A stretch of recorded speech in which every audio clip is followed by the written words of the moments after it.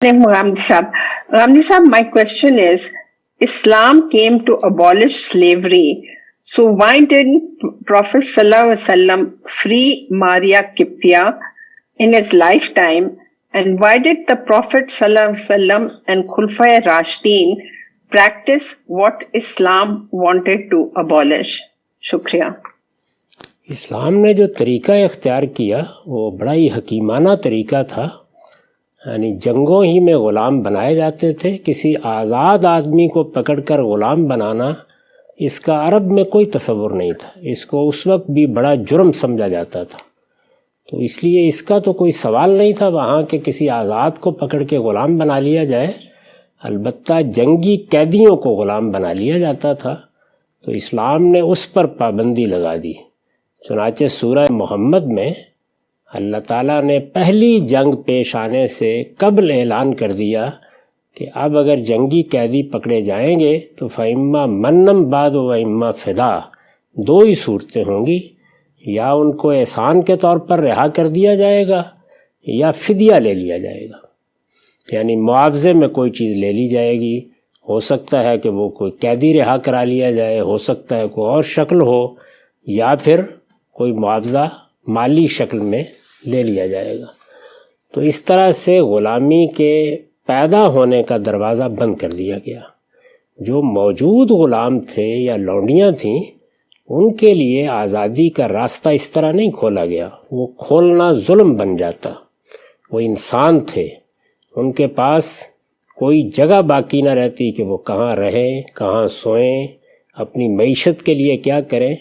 اس کا معاملہ ان پر چھوڑ دیا گیا اور لوگوں کے سامنے وہ ہدایات رکھ دی گئیں کہ اپنے ان لوگوں کو خود کھلاؤ جیسے کھاتے ہو، پلاؤ جیسے پیتے ہو، ان کے لیے وہی بندوبست کرو جو تم اپنے لیے کرتے ہو.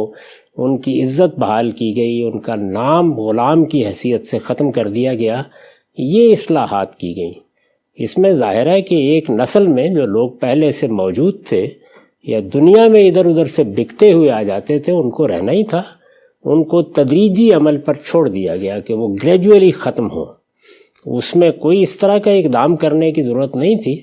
ایسا کوئی بھی اقدام ان لوگوں کے لیے سخت نقصان دہ ہو جاتا، اور ریاست اس پوزیشن میں بھی نہیں تھی کہ جن لوگوں نے روپیہ دے کے رقم خرچ کر کے خریدے ہیں ان کو ان کی رقم واپس کر سکے.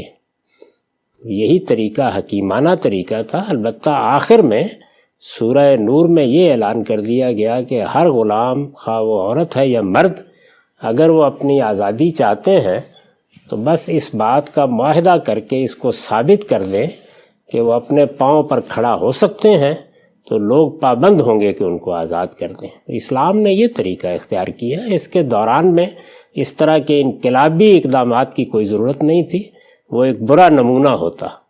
میرے نزدیک تو یہ خود بڑے مطالعے کی چیز ہے کہ اللہ نے جب ایک اس طرح کی برائی کو ختم کرنا چاہا تو کیسا حکیمانہ طریقہ اختیار کیا ہے جس سے کوئی فساد نہیں پیدا ہوا، کوئی جنگ نہیں پھوٹ پڑی، کوئی لوگوں کے لیے کیمپ نہیں بنانے پڑے، حکومت کے اوپر کوئی ایسا دباؤ نہیں پڑا، گلی گلی بازار بازار لوگ بے گھر نہیں ہوئے، بلکہ بہت خوبی کے ساتھ دروازہ بند کر دیا گیا اور آئندہ کے لیے حالات پر چھوڑ دیا گیا.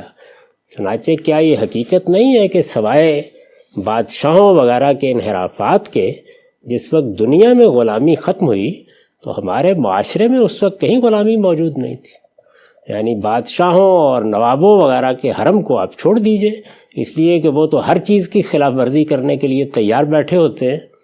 مغلوں کی کتنی خواتین ہیں کہ جو ہندو رہیں اور اس کے باوجود ان سے شادیاں ہوئیں، یہ اسلام سے پوچھ کر تو نہیں کی گئی. تو اس لیے اسلام میں جو طریقہ اختیار کیا گیا وہ نہایت مؤثر ثابت ہوا. اس میں دروازہ بھی بند ہو گیا اور لوگوں کے لیے آزادی کی راہ بھی تدریج کے ساتھ کھل گئی. شکریہ سر. اگلا سوال